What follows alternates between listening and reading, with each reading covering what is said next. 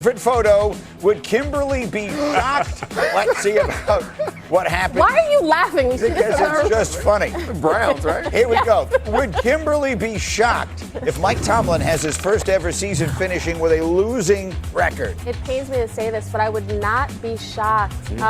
This team is so inconsistent. They've beaten Jeff's Colts.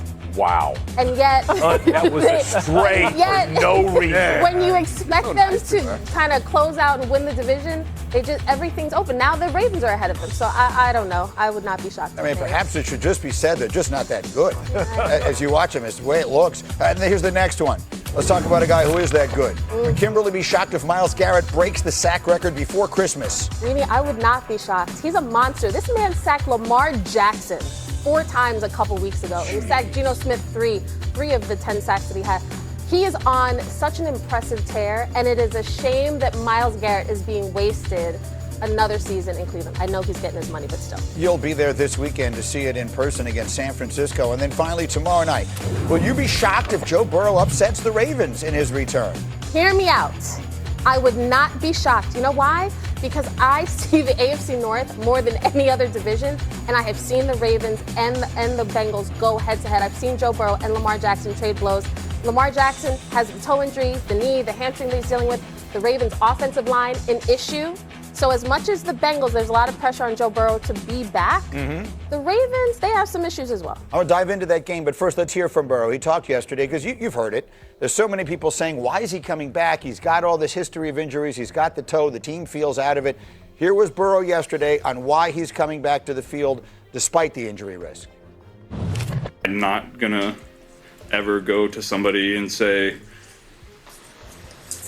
yeah, I'm healthy, but I don't think I should go out there and play. That doesn't make a lot of sense to me. I'm not going to live my life and play this game scared of something happening. And I have so much admiration for that perspective. I mean, just in an honest moment, because it's so the opposite of the way my mind works. And I mean that, like, seriously. My mind is trained to always consider the worst case scenario and work my way from there. That's how I make decisions in life. You want to know why people get to be Joe Burrow?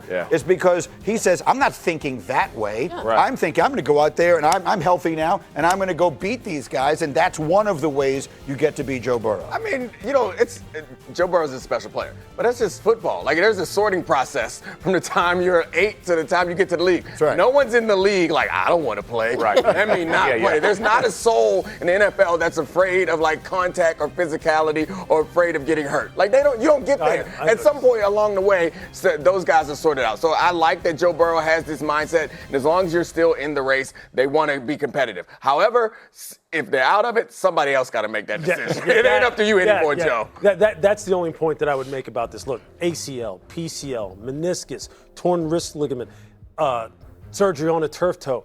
Look, I understand. Joe's an alpha. He is the alpha of alphas, okay? And he can single-handedly end Baltimore's 5-game winning streak. Him and Jamar have torched this team since those two have been together. They have put up ridiculous numbers. So I get it. He's probably sitting there going, hey, look, they're paying me a lot of money. I'm a bad dude, okay? I know what I bring to the table. I don't care if we're out of it or not.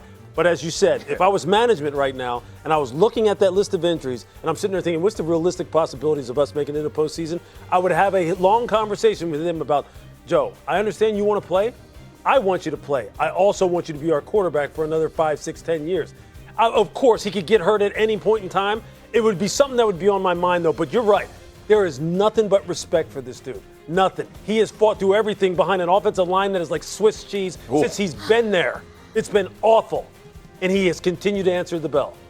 Simple as that. Yeah, I mean, listen, I appreciate Lou from the management side. As a player, bro, if I'm in my locker room, my quarterback decides, hey, season's not really worth it, you're going to lose a lot of respect in the locker room. Business decisions. The leader of your team can't be saddled with, well, the season wasn't going great, so everybody else can play, but not me. And I get it. Like, I understand from management, like, you don't want your quarterback to be injured. There's a lot of decisions, a lot of money, all of those things. But if as guys who have been in the locker room as long as we all have, we all know if that happened, we would lose respect. Because we know he could argue that point if I'm going to get back on the field. I would never see that. I have no doubt. He's not arguing it. No. I'm just saying if I was management, I'd be sitting there going, oh, you're scared. Ain't no doubt. Well, That's why they're not football players. exactly. But look at their schedule. Look at the last 6 games that they If they sweep the Ravens, they have a chance. Which I don't think will happen, but it could happen. And that to me is the toughest. That's the toughest test, trying to sweep the Ravens.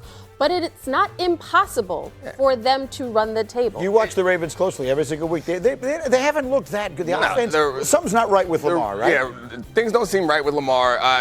Kyle Hamilton got hurt at the end of that game. He is the difference maker on that defense that makes everything they do so difficult to stop. So I think there could be a problem with this team if they can't protect Lamar. Lamar also feels like he can't really protect himself. The run game that we just thought was always automatic in Baltimore has not been consistent or effective. This team is leading the division right now, but it's not because they're the same Ravens that we've grown accustomed to seeing. A lot of these AFC teams, and the Ravens are included, are not nearly as good as we expect. I think all those things are related, though, like their offense not being, as productive, their run game, because when you look at Lamar, even when he came back off the injury for the first week, he does not look right. And when your defense is schemed around protecting Lamar being able to do special things, and he's limited, and he looks limited. Even when it's clean pocket throws, intermediate throws, when he's trying to hit Mark Andrews, how many throws have you seen him miss? Over the past couple of weeks? Look at the screen. Whoa! Look at the screen. We got a clean sweep of Ravens. You know which way I'm going, baby. Oh, yeah. No. You know which way I'm going. Bengals are a lock. Bengals are a lock. Simply because we picked Go the other way. Always. Go Oppo. Fade the public. Fade the Go Oppo. It always works. I'm going to use that. Go Oppo. Where do you live? Relax, cool guy. I didn't play football. The guy starts training a little bit. He's like, how these little cliches. Switch it up, go other side. Fade the public. I'm a cool guy. Fade? He just said fade the public. That's what he just said. Listen, cool guy. Listen, you guys were busy knowing one robber. I had a bookie I knew in college. Roll the tape. Coming up, George Pickens is lighting it up. Fall Thanksgiving slate is nearly upon us, and like a Thanksgiving dinner plate, there's a little bit of everything this year. The Packers and Lions have been meeting like this for decades. This will be the 23rd meeting between the teams on Thanksgiving alone, the most in NFL history. NFC North may not be won, but could be lost over Turkey. Chiefs and Cowboys meet in the second ever matchup between Patrick Mahomes and Dak Prescott. Mahomes has never played on Thanksgiving, while Dak has played in it 7 times. Chiefs are a game out of the playoffs as it stands. And how about an AFC North battle? Bengals, Ravens, Lamar Jackson, and Baltimore have won 5 straight following that 1-5 start. Joe Burrow is expected to return after missing 9 games with a toe injury, while teammates Jamar Chase is back from suspension. Typically, there's not a lot on, except football. Back in the day, it was Lions and somebody. You go watch Matthew Stafford throw for 300, 400 some yards with Calvin Johnson and probably lose the game, but it was fun to watch. Obviously, you grew up watching Thanksgiving games, no matter who you're a fan of. If it's the Lions, the Cowboys, or whoever's playing at night, I mean, you grew up watching those games, and so I think as that kid in me wants to be able to go out there and play on Thanksgiving and find a way to win. I really hate to lose. Like there was a time I was playing game night with my girl, and she went against me, and I lost, and I didn't speak to her for about 2 days. You know what I mean? So like, it's just like that mindset, just hate to lose. Seems like every time we played them, we've been going back and forth. Great quarterback over there, great receiving core. So just looking forward to it again, Hopefully they'll be going back and forth. Hopefully it's one side and it's our side too. Well, if you're giving me one, give me ham. Ham is the key, right, to the perfect plate. I know there's a lot of turkey lovers out there. Unless it's fried turkey. I'm all about fried turkey. All right, time for a Thanksgiving edition of Saturday Sneak Peek with the NFL analyst, our box office hit maker, Jeff Saturday. I love the sound of the turkey. Jeff, what movies are on the marquee this weekend, starting with Lions-Packers? Yeah, let's go the Hunger Games. How about that? We're going to crank this thing up. Lions, Packers. Now, let's not forget, they met in week 1. and the Packers brought out the whooping stick and they put it on them. It was like an old school beatdown. And the Lions taking them back home. I got to see this offensive line and how do they adapt to this Micah Parsons-led defensive front. This is going to be a heck of a game. Obviously, division opponents. This thing has all type of playoff implications, not only in the division but for wild card games. You do not want to get swept in your division, and that's what the Lions are facing. Their offensive line, again, they've had to shuffle guys around. They lost some guys. This is a big, big moment for them at home. They had a tough schedule heading down. This Packers game starts it off. They got to find a way to win. All right, so every box office. Moving over. Second helping. How about this? Now, this might be the game of the week here. You got the surging Cowboys against the Kansas City Chiefs and Patrick Mahomes.